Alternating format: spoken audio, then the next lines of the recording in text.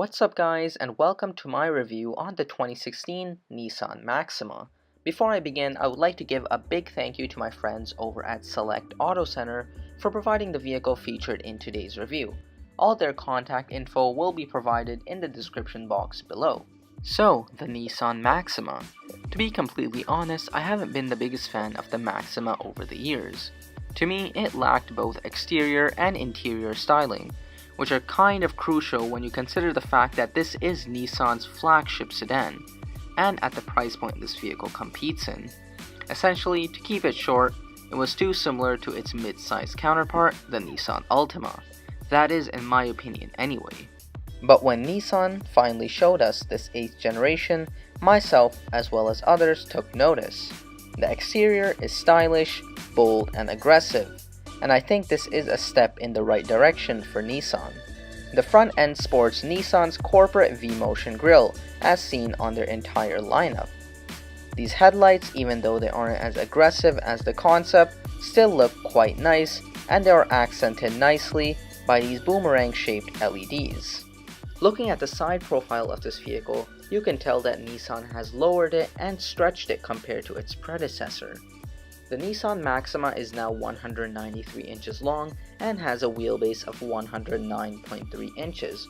Also, if you can notice that black line running from the rear window line to the rear, that is what Nissan calls its floating roofline, first seen on the Murano and now carried over to the Maxima.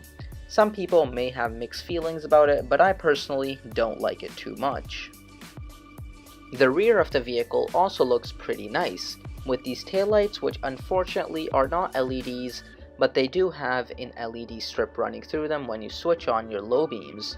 Underneath that, we have our exposed tailpipes, since Nissan does market this vehicle as a 4-door sports car. Under the hood, the Maxima features a 3.5-liter V6. That V6 produces 300 horsepower and 261 pound-feet of torque. That power is routed through the front wheels and is mated to a CVT transmission. In the trunk, we have access to over 14 cubic feet of space, which is quite spacious. The wheels on this SL trim are the standard 18-inch wheels. They look okay, but I would much rather go for the bigger 19-inch wheels which come on the SR trim. Next, let's go ahead and talk about the interior, which has a really nice layout and consists of high quality materials. The entire top of the dashboard is covered in real stitched leather. So are the door panels, and that leather stitching comes all the way down to the driver's footwell. Nissan claims that the interior of this vehicle is inspired by fighter jets, and there are definitely some cues suggesting that. The start button, for instance, is down by the gear shifter. The center console is angled towards the driver, and the gear shifter itself is shaped like the control stick on a real-life fighter jet. The steering wheel is wrapped in high-quality leather and is a flat bottom. It also has the controls for your Bluetooth, radio, and safety tech.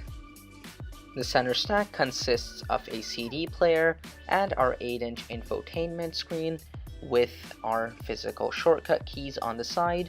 We also have a physical volume and tuning knob, and below that we have our physical climate controls.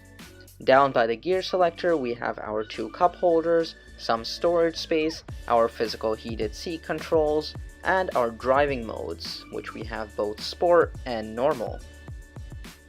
The infotainment system can be controlled by 2 ways. You can either use the touchscreen, or we have a rotary knob behind the gear selector, which you can use if you don't prefer to use the touchscreen. The infotainment is responsive and easy to use. The navigation system, which is actually standard on all trim levels, doesn't have the best graphics and is something Nissan should improve.